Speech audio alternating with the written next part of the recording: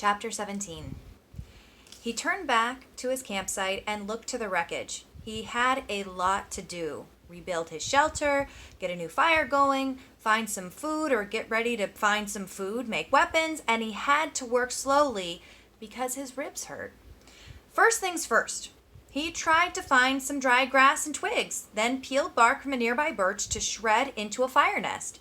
He worked slowly, but even so, with his new skill, he had a fire going in less than an hour. The flames cut the cool, damp morning, crackled, and did much to bring his spirits up, not to mention chasing away the incessant mosquitoes. With the fire going, he searched for dry wood. The rain had driven water into virtually all the wood he could find, and at last located some in a thick evergreen where the top branches had covered the low dead ones, keeping them dry.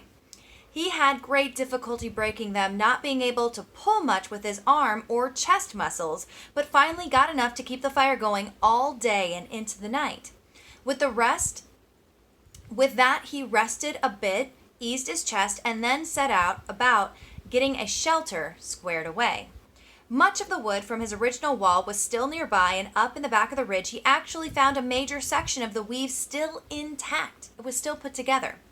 The wind had torn it out, lifted it, and thrown it to the top of the ridge, and Brian felt lucky once more that he had not been killed or more seriously injured, which would have been the same, he thought. If he couldn't hunt, he would die, and if he were injured badly, he would not be able to hunt. He jerked and dragged the wood around until the wall was once more in place, crudely, but he could improve it later. He had no trouble finding enough pine boughs to make a new bed. The storm had torn the forest to pieces. Up and back of the ridge, it looked like a giant had become angry and used some kind of massive meat grinder on the trees. Huge pines were twisted and snapped off, blown sideways. The ground was so littered with limbs and treetops sticking every which way that it was hard to get through. He pulled enough thick limbs in for a bed, green and spicy with new broken sap smell, and by evening he was exhausted, hungry, and hurting. But he had something close to a place to live again, a place to be. Tomorrow, he thought, as he lay back in the darkness, tomorrow maybe the fish would be back, and he would make a spear and a new bow and get some food. Tomorrow he would find food and refine the camp and bring things back to sanity from the one completely insane day. You know, that day when a moose and a tornado both attacked him? He faced the fire, curving his body. He rested his head on his arm and began to sleep when a picture came into his head. The tail of the plane sticking out of the water. There it was, the tail sticking up. And inside the plane, near the tail, somewhere, was the survival pack. It must have survived the crash because the plane's main body was still intact. It was still all together. That was the picture, the tail sticking up and the survival pack inside, right there in his mind as he dozed. His eyes snapped open. If I could get at the pack, he thought. Oh, if I could get at the pack, it probably had food and knives and matches. It might have a sleeping bag. It might have fishing gear. Oh, it must have so many wonderful things. If I could get at the pack and just get some of those things, I would be rich. So rich if I could get at the pack tomorrow. He watched the flames and smiled. Tomorrow, I'll see. And things come tomorrow. All things come tomorrow. He slept deep and down with only the picture of the plane tail sticking up in his mind, a healing sleep. In the morning he rolled out before true light. In the gray dawn, he built up the fire and found more wood for the day, feeling almost chipper because his ribs were much better now. With camp ready for the day, he looked to the lake. Part of him half expected the plane tail to be gone, sunk back into the depths, but he saw that it was still there, didn't seem to have moved at all. He looked down at his feet and saw that there were some fish in his fish pen, looking for tiny bits of bait still left from before the wind came. He fought impatience to get on the plane project and remembered sense. Remembered what he had learned. First, food. Because food made strength. First food, then thought, then action. There were fish at hand here, and he might not be able to get anything from the plane. That was all a dream. The fish were real, and his stomach, even his new shrunken stomach, was sending signals that it was savagely empty. He made a fish spear with 2 points, not peeling the bark all the way back, but just working on the pointed end. It took him an hour or so, and all the time he worked, he sat looking at the tail of the plane sticking up in the air, his hands working on the spear, his mind working on the problem of the plane. When the spear was done, although still crude, it wasn't perfect, he jammed a wedge between the points to spread them apart and went to the fish pond. There were not clouds of fish, but at least 10, and he picked one of the larger ones, a round fish, almost 6 inches long, and put the spear point in the water, held it, then thrust with a flicking motion of his wrist when the fish was just above the point. Remember that whole refraction thing that kind of messed him up earlier? The fish was pinned neatly, and he took 2 more with the same ease, then carried all 3 back to the fire. He had a fish board now, a piece of wood he had flattened with a hatchet, that leaned up by the fire for cooking fish, so he didn't have to hold the stick all the time. He put the 3 fish on the board, pushed sharpened pegs through their tails into cracks on the cooking board, and propped up the next reddest part of the coals. In moments, the fish were hissing and cooking with the heat, and as soon as they were done, or when he could stand the smell no longer, he picked the steaming meat from under the loosened skin and ate it. The fish did not fill him, did not even come close. Fish meat was too light for that. But they gave him strength. He could feel it moving into his arms and legs, and he began to work on the plane project. While making the spear, he had decided that what he would have to do was make a raft and push paddle the raft to the plane and tie it there for a working base. Somehow, he would have to get into the tail inside the plane, rip or cut his way in, and however he did it, he would need an operating base of some kind, a raft, which he found ruefully was much easier said than done. There were plenty of logs around. The shore was littered with driftwood, new and old, tossed up and scattered by the tornado. And it was a simple matter to find 4 of them about the same length and pull them together. Keeping them together was the problem. Without rope or cross pieces and nails, the logs just rolled and separated. He tried wedging them together, crossing them over each other. Nothing seemed to work, and he needed a stable platform to get the job done. It was becoming frustrating. And he had a momentary loss of temper, as he would have done in the past when he was the other person. At that point, he sat back on the beach and studied the problem again, since he had to use his sense. That's all it took to solve problems.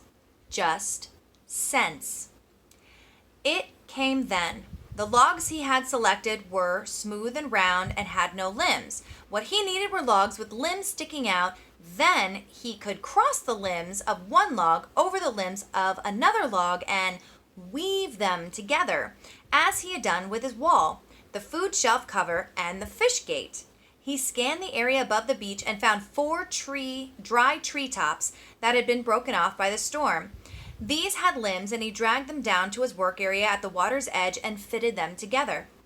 It took most of the day. The limbs were cluttered and stuck any which way, and he would have to cut to make one fit the other, then cut one from another log to come back to the first one, then still another from the third log would have to be pulled in. But at last, in the late afternoon, he was done, and the raft, which he called brush pile, one for its looks, hung together even as he pulled it into the water off the beach. It floated well.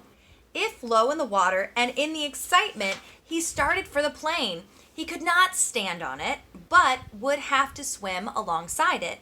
He was out to chest depth when he realized He had no way to keep the raft at the plane. He needed some way to tie it to the plane so he could work from it. And for a moment, he was stymied. He had no rope, only the bowstring and the other cut shoestring in his tennis shoes, which were by now looking close to dead, his toes showing at the tops.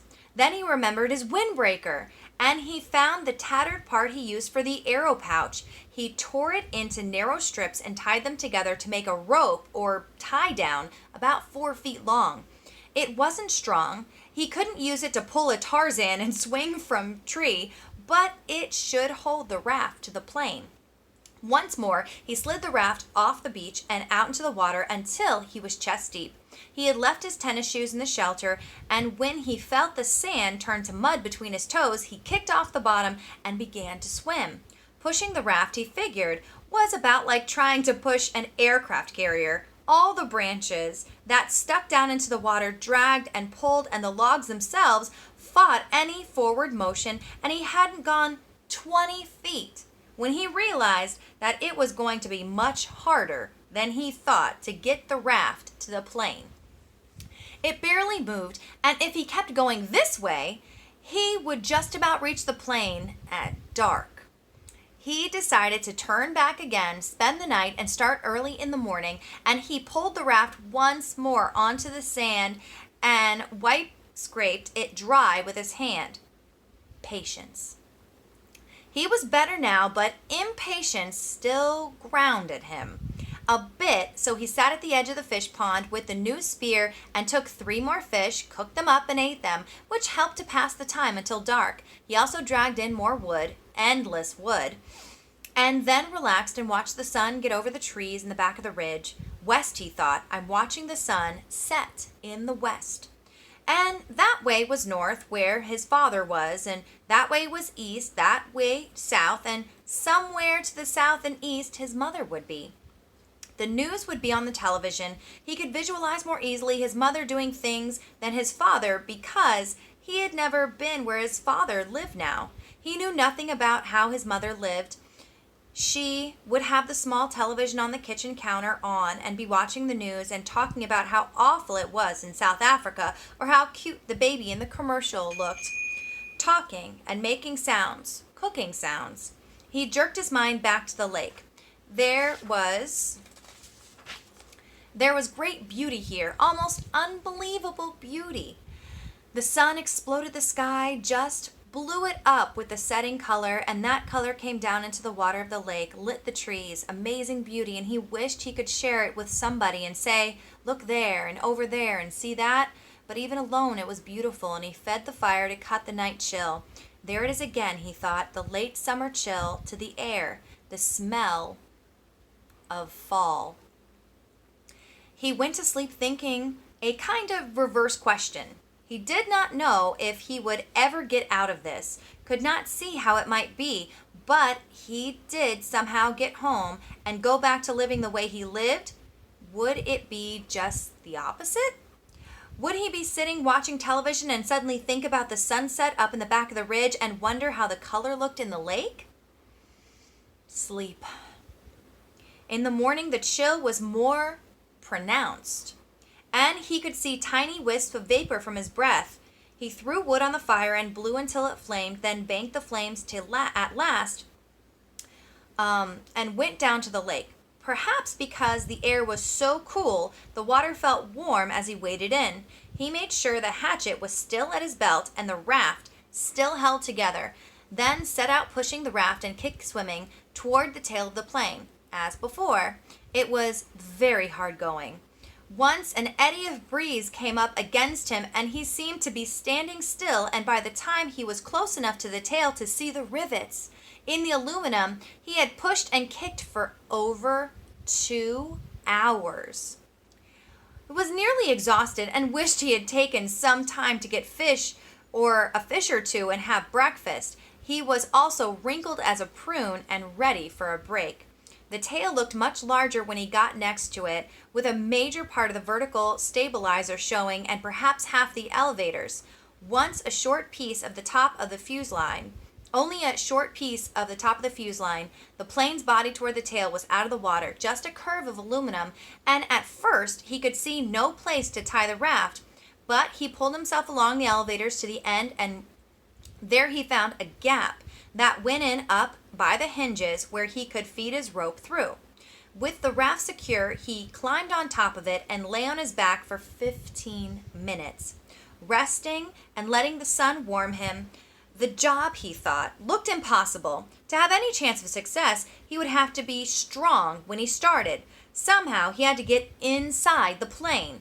All openings, even the small rear cargo hatch, were underwater. So he couldn't get at them without diving and coming up inside the plane, where he would be trapped. He shuddered at that thought and then remembered what was in the front of the plane. Down in the bottom of the lake, still strapped in the seat, the body of the pilot. Sitting there in the water, Brian could see him, the big man with his hair waving in the current, his eyes open. Stop, he thought. Stop now. Stop that thinking. He was nearly at the point of swimming back to shore and forgetting the whole thing, but the image of the survival pack kept him. If he could get it out of the plane, or if he could just get it and pull something out, a candy bar. Even that, just a candy bar, it would be worth it. But how to get at the inside of the plane? He rolled off the raft and pulled himself around the plane. No openings. 3 times he put his face in the water and opened his eyes and looked down. The water was murky, but he could see perhaps 6 feet, and there was no obvious way to get into the plane. He was blocked. And that's the end of chapter 17.